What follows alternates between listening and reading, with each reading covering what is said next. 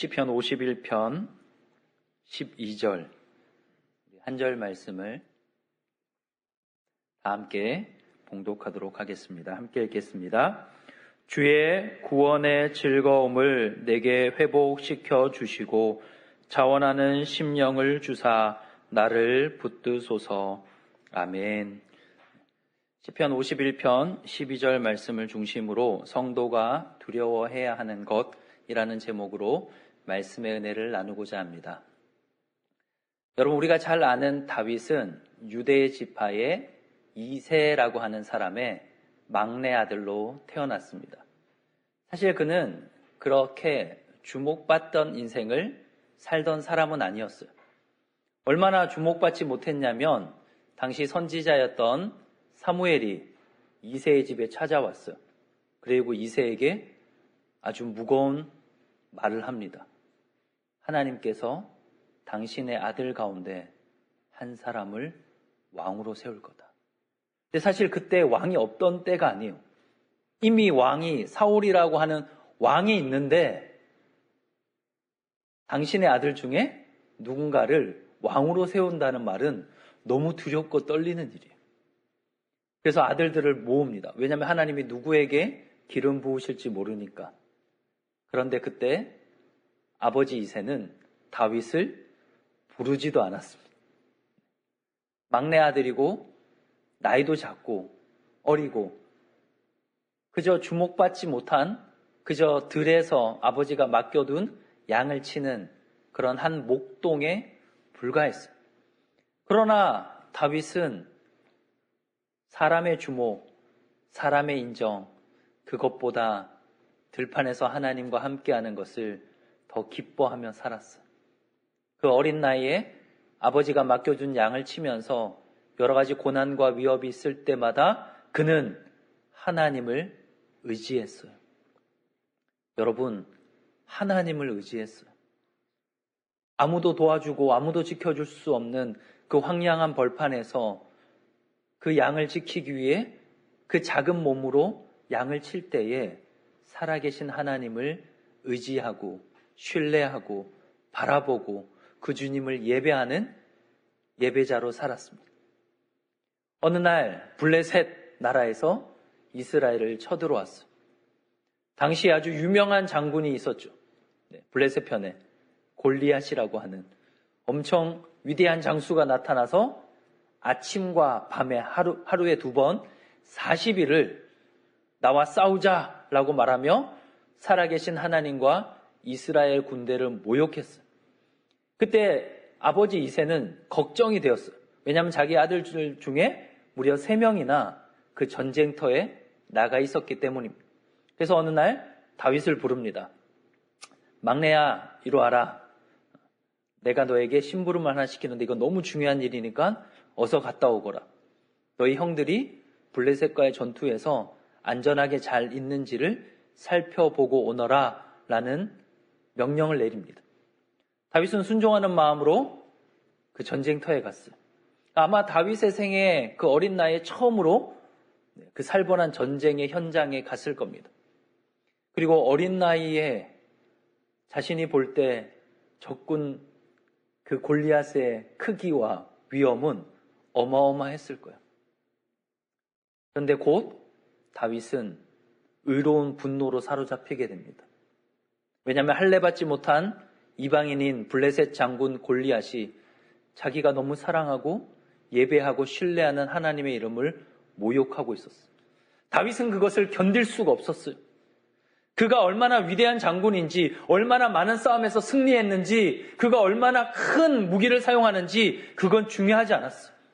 하나님의 이름을 모욕하는 그를 그냥 내버려 둘 수 없었어요. 그래서 그는 어린 양을 치는 목동에 불과했지만 사울왕 앞에 나아가서 이렇게 말합니다. 내가 골리앗과 싸우겠습니다. 근데 여러분, 당시 이스라엘에는 싸울 만한 군사가 아무도 없었을까요? 아니요. 여러분, 사울도 제법 키가 크고 건장했고 싸움에 능했어요. 이미 여러 번의 전쟁에서 승리한 경험도 있고 그에게는 군사 지휘관과 용맹한 장군들, 군인들이 있었습니다. 그런데 아무도 골리앗 앞에 나아가지 못했어요. 그 이유는 딱 하나였어요. 골리앗이 너무 컸기 때문에. 골리앗이 너무 커서 살아계신 이스라엘의 군대를 모욕하고 하나님을 모욕하고 있지만 누구도 두려워서 골리앗 앞에 나서지 못할 때 다윗은 하나님의 의로운 분노로 그 골리앗 앞을 향해 나아갑니다. 여러분, 이 성경을 자세히 보시면 너무 재밌는 역설이 있어요. 그게 뭐냐면 아까 제가 이스라엘의 왕이었던 사울 왕과 군사 지도자들과 수없이 용맹한 장군들이 골리앗 앞에서 싸우지 못했던 이유가 뭐였죠? 이길 수 없었던 이유는 골리앗이 너무 컸기 때문이죠. 여러분, 그러면 다윗이 골리앗과 싸우기 위해서 가지고 갔던 무기가 뭔지 기억나시나요? 그 당시 최신식 무기였던 어떤 긴 창이나 아니면 날카로운 칼이었을까요? 아니죠. 자기가 평소 양을 칠 때 사용했던 조그만 물맷돌을 가져갔어요. 성경을 자세히 읽어보시면 그가 물가에서 조약돌 5개를 챙겨갔다라고 나옵니다. 근데 저는 확신해요. 다윗이 첫 번째 조약돌을 가지고 물맷돌을 돌리며 골리앗 앞에 나아가면 나아갈수록 아마 이런 확신이 들었을 거예요. 괜히 5개 가져왔다. 다윗이 골리앗이 멀리 있을 때는 반신반의했어요. 한 번에 맞출 수 있을까? 못 맞추면 2번째 돌, 3번째 돌 꺼내야지. 근데 달려가면 달려갈수록 골리앗이 너무 커요. 여러분, 표적은 클수록 맞추기가 쉽습니다. 여러분, 저는 천국 가면 꼭 다윗에게 물어볼 거예요. 다윗, 당신의 인생 가운데 싸웠던 전투 중에 가장 쉽게 이긴 전쟁이 뭡니까? 그거 너무 쉽지. 골리앗이랑 싸운 거. 너무 커서 대충 던져도 맞겠던데. 여러분, 이스라엘 백성들은 그 당시 날고기는 용사들은 사울왕조차도 골리앗이 너무 커서 못 이겼어요. 그렇죠? 근데 다윗은 골리앗이 너무 커서 쉽게 이겼어요. 무슨 차이죠? 다윗이 믿은 하나님이 컸기 때문이에요. 아무리 골리앗이 커도 당시 이스라엘 백성들도 안식일이 되면 예배를 드리고 번제를 드리고 하나님 앞에 나와 주여 주여 했지만 정작 자기들이 믿은 하나님은 골리앗보다 작았어요. 그러니까 골리앗밖에 안 보여요. 너무 커서 어떻게 할 수가 없어요. 이건 내 힘으로 어떻게 할 수가 없어요. 이건 우리가 진 거예요. 망한 거예요. 끝났어요. 어떡하죠? 두려워서 손발 다 놓고 있었어요. 그런데 골리앗이 아무리 크든들 다윗이 예배하던, 다윗이 사랑하는, 빈들에서 양을 치며 만났던 그 하나님은 더 크고 높고 위대하신 하나님이었기 때문에. 여러분, 모든 것은 믿음이 결정합니다. 여러분, 믿음의 눈으로 보면 장애물이 디딤돌이 돼요. 골리앗이 너무 큰 건 장애물이었어요. 근데 믿음의 눈으로 보면 오히려 골리앗이 너무 큰 게 디딤돌이 되는 거예요. 다윗은 그 사건으로 말미암아 국가적인 영웅이 돼요. 자기가 그러려고 그런 게 무슨 자리에 욕심이 있거나 사람들 앞에서 자기를 나타내고자 하는 욕심이 다윗에게는 없었어요. 그저 하나님을 향한 믿음으로 살아갔던 그가 국가적인 영웅이 되고 그 이후에도 나가는 전쟁마다 승리를 하게 됩니다. 그래서 군 지휘관이 돼요. 그리고 나중에는 어떻게 되죠? 당시 왕이었던 사울 왕의 사위가 돼요. 그런데 문제가 발생합니다. 어느 날도 전쟁에 이기고 개선 장군처럼 돌아오고 있는데 이스라엘 여인들이 노래를 지어서 부르기 시작했어요. 무슨 노래를 불렀죠? 사울이 죽인 자는 천천히요, 다윗이 죽인 자는 만만이라. 이 노래가 문제였어요. 사울이 시기심으로 가득해서 자신의 사위이자 이스라엘의 국가의 영웅인 다윗을 죽이고자 합니다. 당시 사울에게는 자기를 보호하는 시위대가 있었어요. 지금으로 말하면 한 왕을 지키고 가장 중요한 작전을 수행하는 특수요원이 무려 3,000명이 있었습니다. 근데 사울이 그 3,000명을 데리고 다윗을 잡아 죽이겠다고 이스라엘 전역을 쫓아다녀요. 여러분, 다윗은 국가적인 영웅으로 칭송받고 전쟁에서 승리하며 사울왕의 사위로서 왕실에서 화려한 삶을 살다가 하루아침에 사울의 손에 쫓겨 광야로 내려가게 됩니다. 여러분, 좀 억울할 수 있겠죠? 다 가졌는데, 다 누리고 있다가 어느 날 갑자기 한순간에 다 잃어버린 거예요. 다시 밑바닥 생활로 내려간 거예요. 여러분, 기억하십시오. 사울의 손에 쫓겨서 다윗이 광야로 간 게 아니에요. 하나님이 다윗을 광야로 부르셨습니다. 여러분, 넘어지셨습니까? 여러분이 누리던 거 잃어버리셨습니까? 여러분이 지금 여러분의 삶이 혹은 여러분의 자녀의 삶이 광야로 내어 쫓겼습니까? 상황이 그랬나요? 투자가 실패해서 그래요? 좋은 대학 못 가서 그렇습니까? 경제가 어려워서요? 아니요. 하나님이 부르신 거예요.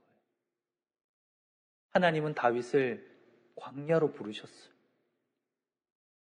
그리고 다윗은 평생 잊을 수 없는 하나님과 뜨거운 만남을 그곳에서 합니다. 하나님을 더 깊이 경험하고, 그래서 여러분, 다윗이 시편을 많이 기록할 수 있었던 거예요. 살아계신 하나님과의 만남이 있었거든요. 하나님의 만져주심, 위로하심, 보호하심, 인도하심을 그는 광야에서 수도 없이 많이 경험했어요. 그는 아무것도 없는 빈들판에서 오직 살아계신 하나님만 바라보며 예배하는 것이 무엇인지를 또다시 배웠습니다. 그 광야의 시간은 결코 다윗의 인생에 잃어버린 시간이 아니에요. 여러분, 자녀들이 방황하고 있습니까? 혹시 잘 안 된 것 같아요? 광야로 내몰린 것 같습니까? 여러분, 하나님은 실수하지 않아요. 하나님의 부르심 가운데, 하나님의 만져주심과 하나님의 인도하심 가운데 그의 삶은, 그의 믿음은 온전한 예배자로 세워져 가고 있는 것입니다. 드디어 하나님이 때가 되어 다윗을 왕으로 부르셨어요. 사실 다윗은 왕이 되고 싶어서 안달복달하던 사람은 아니었어요. 하나님이 그의 아름다운 믿음을 보시고 백성을 사랑하는 마음을 보시고 그를 왕으로 세우셨어요. 그리고 다윗이 했던 국가적인 행사가 있어요. 다윗이 왕이 되고 나서 온 국민들 앞에서 행했던 한 가지 행사가 있어요. 그게 뭐냐면 그 전 왕이었던 사울왕 시대에 방치했던 언약궤를 예루살렘으로, 다윗성으로 옮겨오는 일을 다윗이 했습니다. 여러분, 저도 본 적 없지만 여러분도 실제로 언약궤를 본 적은 없잖아요. 그런데 구약 성경의 그 언약궤의 크기나 무게를 봤을 때 당시 하나님께서 언약궤는 레위인이 어깨에 메어서 옮기도록 명령해 놓으셨어요. 근데 그 당시 건장한 레위 청년들이면 제 생각에 4명이면 이 언약궤를 옮길 수 있을 것 같아요. 너무 힘들다 싶으면 좀 넉넉하게 마음을 써서 한 칸에 2명씩 해서 8명이면 충분히 옮겨요. 여러분, 이 강대상 몇 명이면 옮길 수 있을 것 같아요? 8명이면 충분히 옮기겠죠. 근데 다윗이 그 언약궤를, 사울 시대에 방치해 놓았던 언약궤를 다윗성으로 옮기는데 3만 명을 부릅니다. 3,000명도 아니에요. 300명도 아닙니다. 3만 명을 불러서 언약궤로 옮겨요. 이게 무슨 의미인지 아세요? 모두에게 다 알게 하겠다는 거예요. 당시 이스라엘 인구에 비하면 3만 명이면 거의 그 3만 명으로 모집된 사람들 중에 한두 사람은 다 일가 친척이에요. 요즘과 같이 뉴스나 핸드폰이 없으니까 다윗 왕이 되고 나서 하나님의 언약궤를 예루살렘에 옮겼다는 걸 3만 명이 가서 다 얘기할 수 있어요. 그리고 다윗이 그 언약궤를 예루살렘으로 옮길 때 그 3만 명에게 똑같은 옷을 입혔어요. 겸손의 의미로 배옷을 입혔습니다. 여러분, 그러면 제가 물어볼게요. 다윗은 무슨 옷을 입었을까요? 다윗이 당시의 신분은 왕이었어요. 아, 내가 왕인데 좀 특별한 옷 입을 수 있잖아요. 그리고 말 타고 갈 수 있잖아요. 아, 내가 언약궤를 이렇게 옮기느라고 자신을 드러낼 수도 있잖아요. 그런데 여러분, 다윗은 베옷을 입었어요. 3만 명과 똑같은 옷을 입고 언약궤를 가지고 예루살렘으로 올라갑니다. 하나님이 다윗을 이스라엘의 왕으로 세우셨지만 다윗은 그 일을 통해 고백하고 있는 거예요. 삶으로. 이스라엘의 진정한 왕은 하나님이십니다. 이 나라는 내가 왕으로 다스리는 나라가 아니라 하나님의 말씀 위에 세워진 영적 이스라엘입니다. 그러니 자기도 하나님의 음성에 말씀 앞에 순종하겠다는 의미로 베옷을 입은 거예요. 그리고 누구보다 열정적으로 바지가 내려가는지도 모를 정도로 기뻐하며 춤추고 하나님이 이 나라의 진정한 왕이심을 고백하며 예배했어요. 누가요? 다윗이요. 여러분, 다윗은 그렇게 살았습니다. 그리고 그 나라에는 하나님의 은혜로 태평성대를 이룹니다. 그런데 어느 날 암몬이라는 나라와 전쟁을 하게 됐어요. 당시 군대 장관이었던 요압 장군은 가장 용맹한 군사들을 데리고 전쟁터를 향해 나아갔어요. 그때 당시에 다윗은 낮에 조금 피곤해서 낮잠을 잤는지 모르겠지만 밤에 잠이 오지 않았어요. 그래서 왕궁 옥상을 이렇게 거닐다가 웬 아름다운 여인이 목욕하는 장면을 보게 됩니다. 그리고 자기의 시종을 불러서 이렇게 명령을 내리죠. 저 여인이 누구인지 확인해봐라. 그리고 그 시종은 곧바로 그 명령을 순종하여 나아갔어요. 그리고 그 종이 돌아와서 다윗 왕에게 보고하는 내용이 성경에 기록되어 있는데 이 성경 구절이, 이 말씀이 정말 의미심장한 구절이에요. 저는 예전에 읽었을 때는 전혀 못 느꼈어요. 그런데 좀 나이가 들고 그리고 시간이 좀 지나고 다시 성경을 보다가 어느 날 이 말씀이 어떤 말씀인지, 얼마나 의미심장한, 다윗에게 어떤 울림을 주는 말씀인지를 보고 화들짝 놀란 날이 있습니다. 한번 찾아보겠습니다. 사무엘하 11장 3절이에요. 다 같이 찾아보겠습니다. 사무엘하 11장 3절입니다.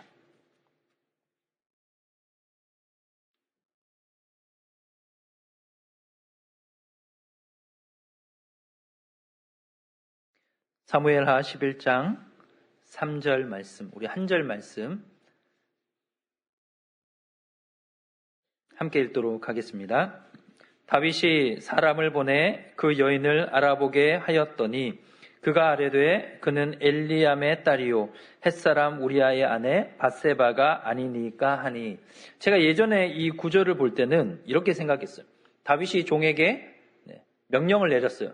저 목욕하고 있는 여자가 누구인지 알아봐라. 그래서 그 시종은 급히 나가서 그 여자가 누구인지를 조사하고 호적 조사를 해서 다윗 왕에게 그 여인은 엘리암이라고 하는 사람의 딸이고 햇사람 우리아라고 하는 사람과 결혼한 아내 밧세바입니다 라고 보고하는 줄 알았어요.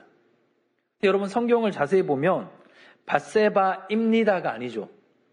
어떻게 끝나죠? 아니니까. 이 말은 무슨 말이에요? 되묻는 거예요. 다윗 왕 당신도 잘 아는 사람이 아닙니까? 꿈도 꾸지 마세요. 절대 안 됩니다. 손댈 생각하지 마세요. 그 여인은 엘리암의 딸이에요. 햇사람 우리아의 아내 밧세바란 말입니다. 다윗 왕도 너무 잘 아는 사람 아닙니까? 라고 이 전령이 목숨 걸고 왕 앞에 되묻는 거예요. 신하는 왕에게 이렇게 되물을 수 없어요.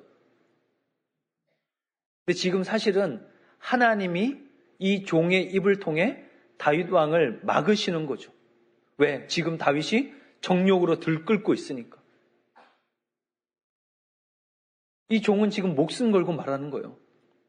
아니, 다윗 왕, 지금 암몬과의 전투에 목숨 걸고 이 이스라엘을 위해, 다윗 왕을 위해 싸우고 있는 그 우리아의 아내입니다. 다윗 왕도 잘 알지 않습니까? 너무나도 잘 아는 여인이지 않습니까? 꿈도 꾸지 마세요. 손도 대지 마세요. 절대 안 됩니다. 라고 말한 거예요. 그런데 다윗은 그것을 무시하고 밧세바를 데려와 동침합니다. 그리고 그 이후에 일어난 일은 더 심각해요. 밧세바가 동침하고 다음날 집에 가서 자기가 임신한 줄 알았어. 다윗 왕에게 가서 말합니다. 내가 임신한 것 같습니다. 그러자 이 사실을 덮으려고 전쟁터에 나가 있는 우리아를 불러들입니다. 그리고 자기 집에 가서 아내랑 동침해서 자기 우리아의 아이인 것처럼 속이려고 했던 거예요. 근데 여러분, 우리아가 얼마나 충직한 사람이냐면 자신의 장군인 요압과 그리고 자기의 동료들이 지금 암몬과의 전투 중에서 생사를 가르며 들판에서 싸우고 있는데 자기 혼자 집에 가서 편히 잘 수 없다 그래서 성문 길가에서 잡니다.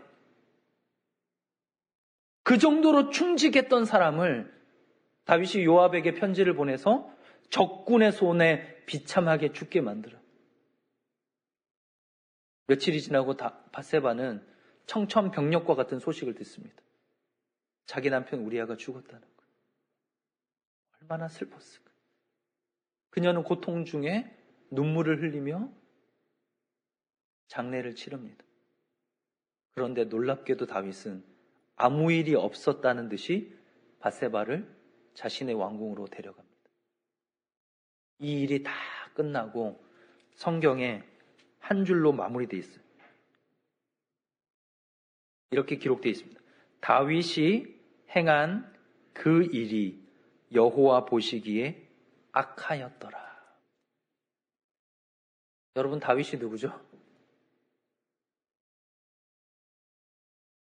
그 크고 두려운 골리앗 앞에서도 하나님의 영광을 위해 나아갔던 사람.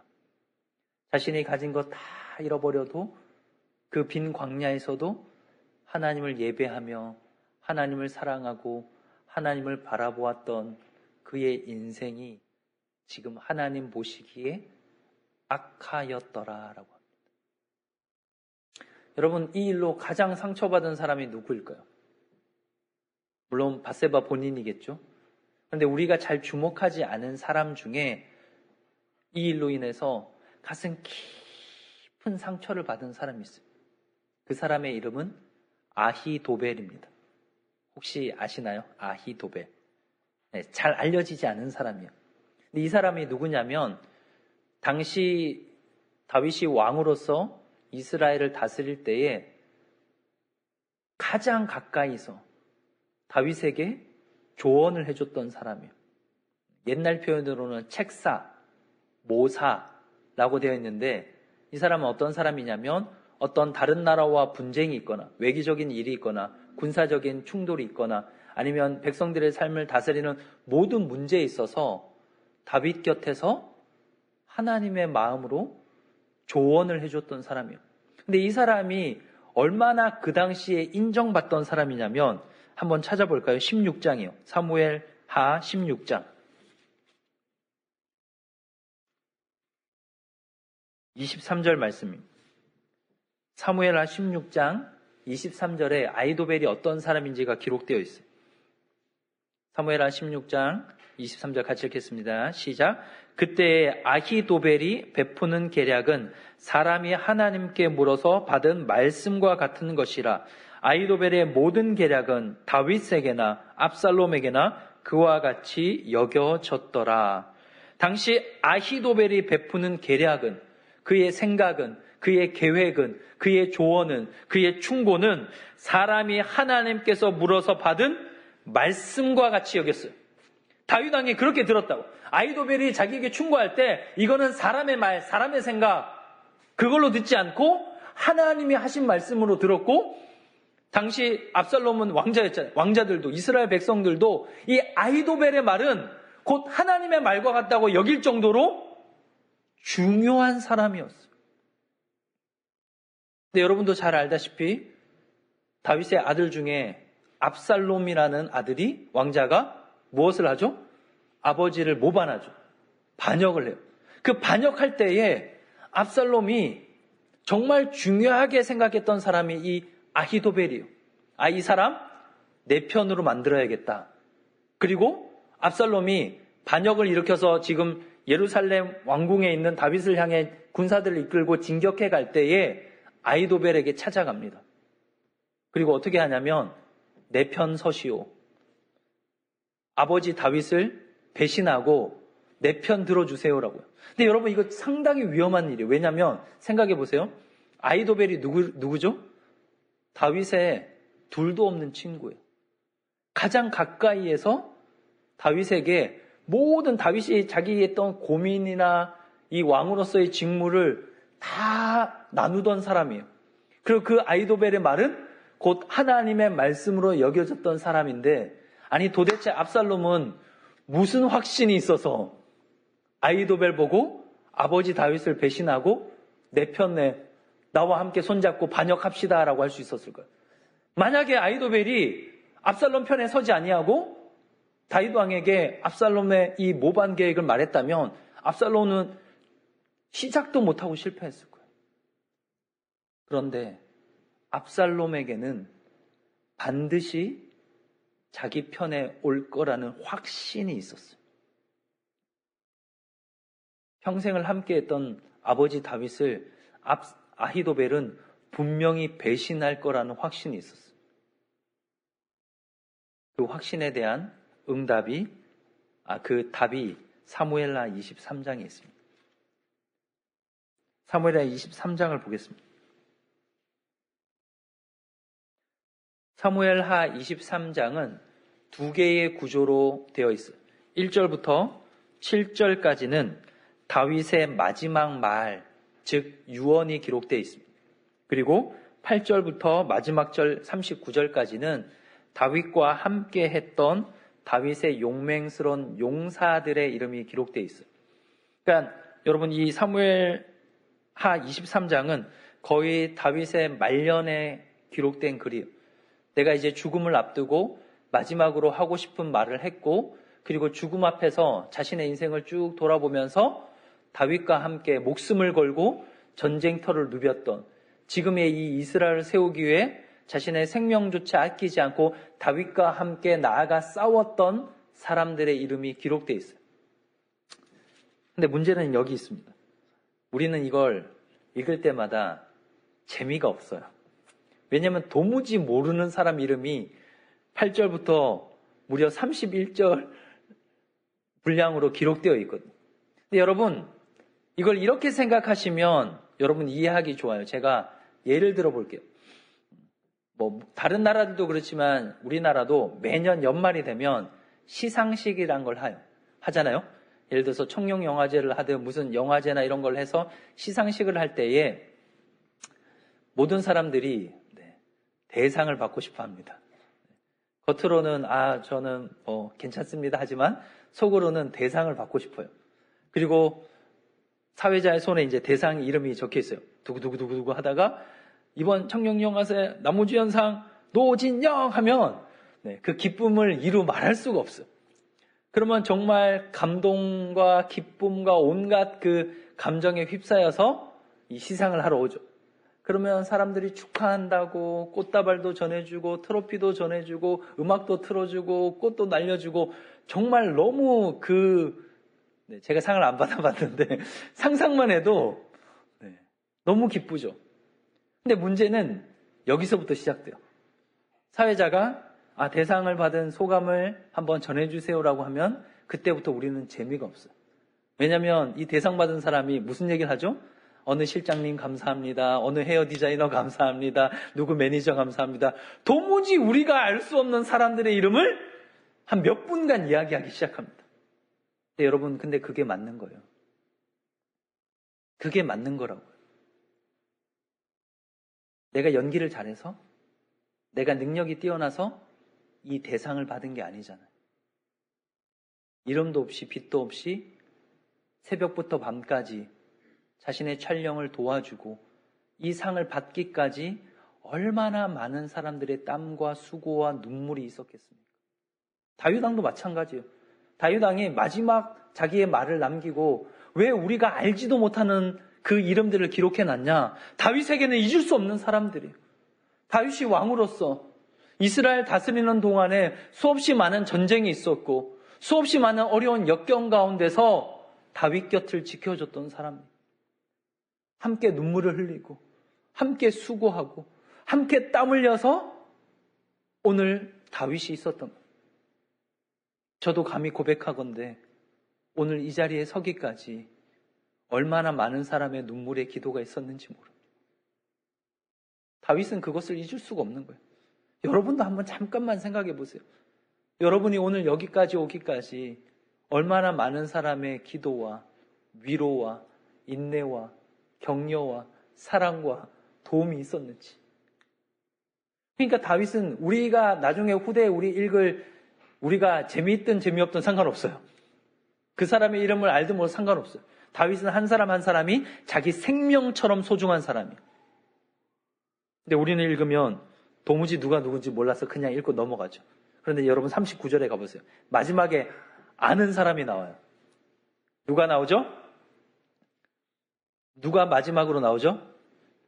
23장 39절 햇사람 우리아라. 햇사람 우리아가 누구예요? 밧세바의 남편이죠. 여러분, 우리아는 다윗의 수없이 많은 군사 중에 한 사람이 아니었어요. 다윗 곁에 있었어요. 모르죠. 자세히 성경에 기록되어 있지 않지만 전쟁에서 다윗의 목숨을 구한 적이 있을지도 몰라요. 누구보다 왕 곁에서 자신의 생명을 바쳐서 그래서 다윗이 죽을 때 반드시 불러줘야 될 이름에 이 우리아의 이름이 들어가요. 그런데 다윗이 그걸 알매도 불구하고 그 전령이 자신의 목숨을 걸고 햇사람 우리아의 아내 밧세바가 아닙니까?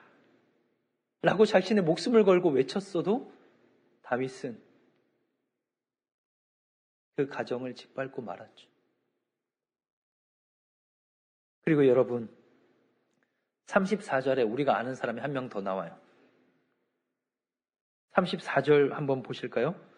마가 사람의 손자 아하스베의 아들 엘리벨렛. 저는 이 사람이 누군지는 모르겠어요. 근데 그 뒤에 나오는 사람이 누구죠? 길로 사람 아히도벨의 아들 엘리암과. 자, 아히도벨 누군지 알죠? 다윗의 책사였고 모사였어요. 그는 용사는 아니었어요. 그래서 그의 아들의 이름이 기록됐어요. 아히도벨은 다윗 왕의 가장 측근으로서 가까이에서 여러 조언을 했던 책사였고 그의 아들인 누가? 엘리암이 다윗이 죽을 때 반드시 불러줘야 했던 너무 소중하고 너무 귀한 용사 중에 한 명이었어요. 자, 그러면 이미 눈치채신 분도 있을 텐데 이 엘리암이 오늘 우리 설교 시간에 나왔었죠. 기억나시나요? 엘리암이 누구죠? 11장 3절로 돌아가 볼까요? 사무엘하 11장 3절로 돌아가겠습니다. 성경은 다 연결이 되어 있어요. 11장 3절에 보면 그 여인을 알아보라 라는 명령을 받고 뛰어갔다 돌아온 사람이 햇사람 우리아의 아내입니다 라고만 말하지 않았죠. 먼저 누구의 딸이라고 말하죠? 엘리암의 딸이요. 사실 이게 더 다윗에게는 강력한 경고였을 거예요. 당신의 곁에서 그 사람의 말은 하나님의 말씀처럼 듣는 아히도벨의 아들인 엘리암의 딸입니다. 누가요? 밧세바가. 그러면 아히도벨에게 밧세바는 누구예요? 손녀잖아요. 손녀. 아히도벨의 손녀. 충직한 우리아와 결혼해서 행복한 믿음의 가정을 꾸리고 살아가는 그 가정을 다윗이 완전히 망쳐놨어요. 짓밟아놨어요. 그러니 아히도벨이 얼마나 가슴이 아팠을 거예요. 그러니 압살롬이 아버지 다윗 배신하고 내가 지금 아버지를 반역해서 아버지를 죽이고 이 나라를 내가 차지할 텐데 내 편 되세요라고 할 때 아히도벨은 두 번도 고민 안 하고 압살롬 편에서요. 왜? 기회가 왔다. 사실 아히도벨에게는 군사적인 힘이 없었어요. 다윗을 이기고 다윗을 벌할 수 있는 능력이 없었어요. 그러나 그의 마음에는 자신의 손녀딸을 그렇게 짓밟은 다윗을 향한 고통과 분노와 증오와 아픔과 상처로 수년을 살았던 거예요. 여러분, 죄는 하나님 앞에서도 큰 일이지만 누군가의 마음에 깊은 상처를 남겨요. 깊은 상처를 남겨요. 그래서 하나님은 우리에게 죄 짓지 말라고 하시는 거예요. 죄 안 지으면 상 주고 죄 지으면 벌 주려고 그런 게 아니라 여러분, 우리가 살면서 가장 중요한 게 뭔지 아세요? 하나님과의 관계고 하나님의 형상대로 창조된 사람과의 관계. 이것보다 더 좋은 게 어디 있어요? 근데 그 죄가 모든 것을 다 망가뜨려놔요. 하나님과의 관계도 깨뜨리고. 여러분, 아히도벨이 어떤 사람이에요? 다윗에게 어떤 사람이었습니까? 그 믿었던 다윗 왕이 아히도벨이 버젓이 살아있는데 오늘 아침에도 자기와 함께 어떤 일 때문에 논의하고 방금 퇴근하고 갔는데 그 밤에 자기 손녀딸을 그렇게 취해요?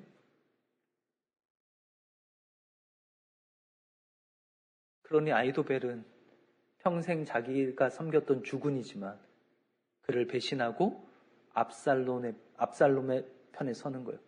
그러니까 압살롬이 확신이 있었던 거예요. 내가 아히도벨에게 손을 내밀면 아버지 손을 놓고 자기 손을 잡을 거라는 확신이 있었던 거예요. 그 상처가 얼마나 깊은지 압살롬은 알았거든요.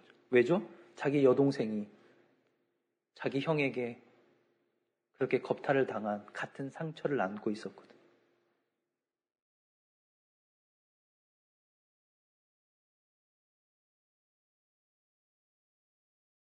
다윗은 큰 악을 행하고 그의 삶에 큰 먹구름이 임했어요. 근데 하나님이 다윗을 얼마나 사랑하셨냐면 다윗을 포기하지 않았어요. 만약에 하나님이 그때 다윗 손을 놓으셨다면 다윗의 인생은 그대로 끝났을 거예요. 근데 하나님이 다윗을 너무 사랑하셔서 그에게 나단 선지자를 보냅니다. 근데 나단 선지자가 참 지혜로워요. 만약에 나단 선지자가 내가 하나님의 이름으로 왔으니 왕이여 회개하시오라고 했으면 아마 나단 선지자는 다윗이 한 칼에 죽였을지도 몰라요. 왜냐? 지금 제정신이 아니었거든. 근데 나단 선지자가 어떻게 하냐면 비유로 얘기를 해요. 왕이시여, 제가 방금 어떤 마을에서 오는 길인데 이런 일이 있었습니다. 들어보세요. 한 마을에 큰 부자와 아주 가난한 사람이 가까이에 살았어요. 근데 이 부자는 얼마나 큰 부자냐면 자신이 가지고 키우는 양과 소의 수를 셀 수도 없을 정도로 많았어요. 근데 그 바로 근처에 사는 그 가난한 사람은 딸랑 암양 한 마리만 있었어요. 그래서 그 양을 얼마나 귀하게 여겼는지 자식처럼 여겼어요. 그래서 한 식탁에서 밥 먹고 사람이 양이랑 잠도 같이 잤어요. 한 이불 덮고. 근데 어느 날 부잣집에 손님이 왔어요. 그럼 여러분 어떻게 해야 돼요? 자기 지금 양이 널렸어요. 소는 셀 수가 없이 많아요. 그러면 누구 양을 잡아서 대접해야 돼요, 손님을? 자기 양을 잡아야죠. 근데 그 부자가 어떻게 했어요? 그 한 마리밖에 없는 가난한 사람의 암양을 뺏어다가 죽여서 손님을 대접했어요. 다윗이 얼마나 화가 났는지 몰라요. 그 얘기를 듣고 나단 선지자에게 그놈 누구냐고 마땅히 당장 죽여야 된다고 막 반드시 죽여야 된다고 다윗이 막 화를 냈어요. 그때 나단 선지자가 딱 한마디 합니다. It's you. 그거 당신입니다. 다윗이 방금 뭐라 그랬어요? 그 사람 무조건 죽여야 됩니다. 근데 그게 누구예요? 자기예요. 다윗이 큰 충격을 받아요. 저 같아도 충격을 받았을 것 같아요. 너무 큰 충격을 받아가지고 하나님 앞에 그 자리에서 엎드려서 눈물로 회개하며 그 회개 끝에 쓴 시가 오늘 우리가 읽은 시편 51편이에요. 이 얘기하려고 지금까지 한 거예요. 여러분, 오늘 설교 제목이 뭐냐면 성도가 두려워해야 할 것이거든요. 여러분, 다윗은 골리앗도 두려워하지 않았던 사람이에요. 그리고 왕의 사위로서 모든 것을 누리다가 한순간에 광야로 모든 것을 다 잃고 그렇게 내려갔던 적도 있는 사람이에요. 그러니 다윗은 나단 선지자가 와서 죄를 지적했을 때에 자기가 그동안 쌓았던 업적, 명예, 왕으로서의 그 위엄을 다 잃어버리고 하나님의 그 벌로 인해서 다시 목동으로 돌아갈까봐 그걸 두려워한 게 아니에요. 여러분, 제발 그런 것 좀 두려워하지 마세요. 다윗이 두려워한 거는 자기가 지금 누리고 있는 것, 왕으로서 누리고 있는 모든 것들이 너 죄 지었으니까 그거 다 빼앗아갈 거야. 그게 두려워서 떨었던 게 아니에요. 그건 없어도 괜찮아요. 사실 왕으로서 다윗은 모든 것을 누리고 있었거든.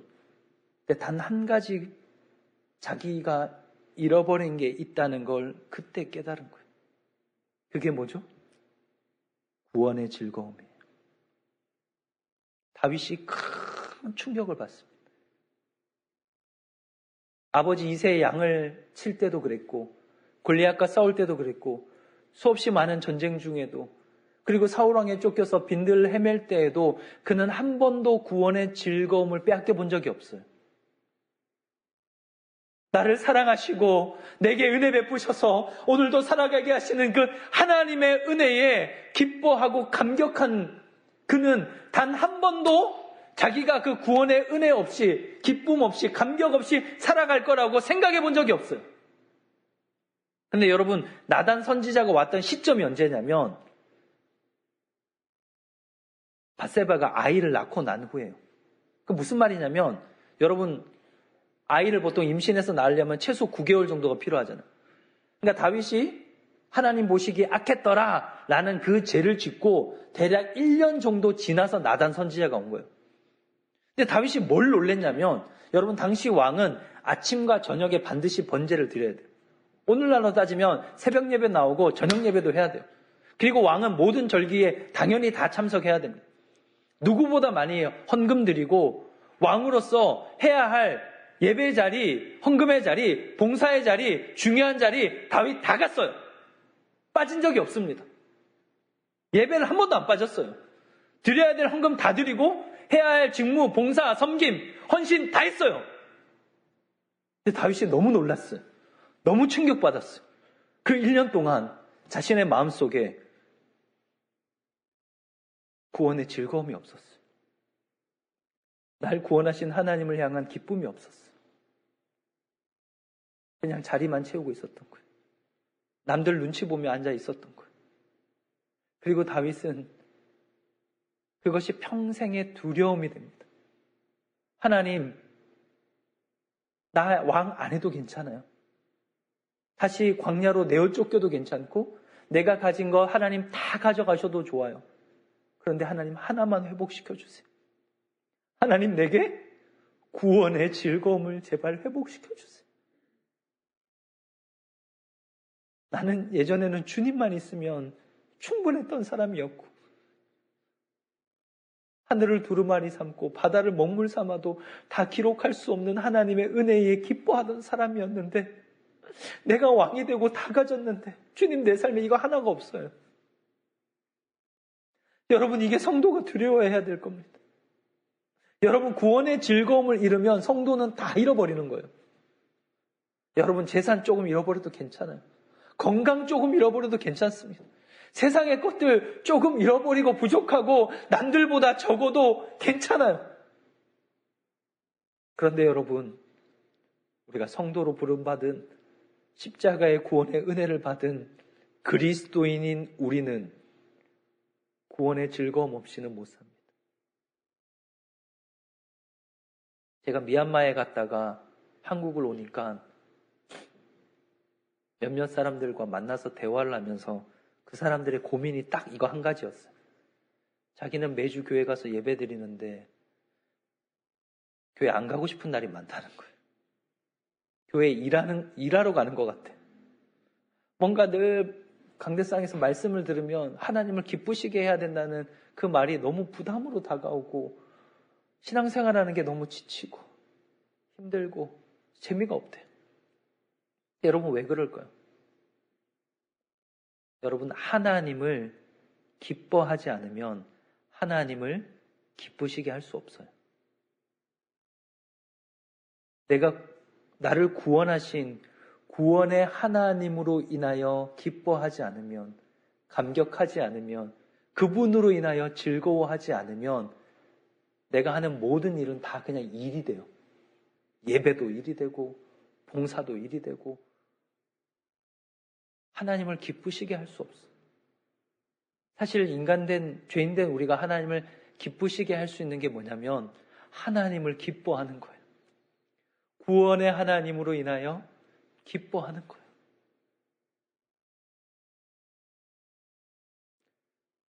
다윗이 나단 선지자가 오고 가서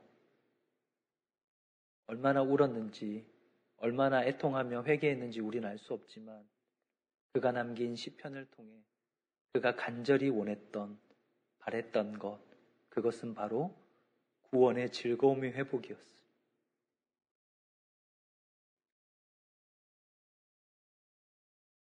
미얀마에 있다가 돌아와서 보니 한국 성도들이 기쁘지 않은 것 같았어요.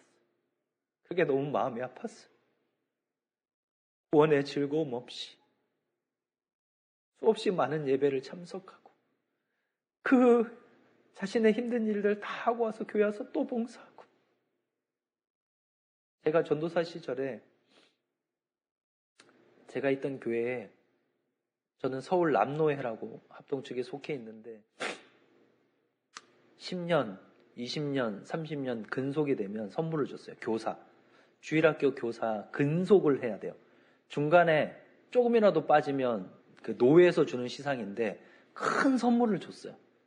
그래서 근속으로 10년. 어떤 여자분들은 애를 낳고도 젖을 물리면서도 왜냐면 1년이라도 빠지면 안 되니까 그렇게 해서 10년, 20년 하신 분이 있어요. 근데 최초로 30년 하신 분이 나왔어요. 그러니까 노회에서 목사님들이 고민을 한 거예요. 처음으로 근속, 여러분 주일학교 교사를 30년 했다는 건 대단한 일이에요. 중간에 한 번도 안 빠지고 얼마나 인생에 수없이 많은 일들이 있습니까? 근데 그거를 다 하시면서 그 자리를 지켰어요. 그래서 노회 목사님들이 고민을 하다가 어떤 목사님이 그랬어요. 야, 우리가 고민하면 뭐하냐. 상 받을 사람이 받고 싶은 선물을 주는 게 제일 좋지. 근데 그분이 제가 담당하던 초등부 교사였거든요. 저보고 물어보래요. 그래서 제가 집사님 어떻게 30년을 쉬지도 않고 애도 낳고 그 일들 하시면서 하셨습니까? 이번에 노회에서 처음으로 30년 근속 상을 준다는데 무슨 상을 받고 싶으세요? 라고 제가 물었어요. 집사님 뭐라고 하셨게요? 교사 1년만 쉬게 해주세요. 제발 연말에 목사님한테 전화 안 오고 교육위원장한테 전화 안 오고 그냥 저 한 번만 쉬게 해주세요. 그래서 제가 당시 이제 초등부 교사가 한 20명 정도 있었는데 그분들에게 한 명 한 명 다 편지를 썼어요. 혹시 교사 생활하는 게 너무 힘들고 지치면 그만하세요. 제발 그만두세요. 교회 와서 일하지 말고 하나님 만나고 하나님으로 인해 기뻐하고 하나님 사랑한다 고백하고 하나님이 나 얼마나 사랑하시는지 그 말씀 안에서 진리 안에서 생명 안에서 예배하세요.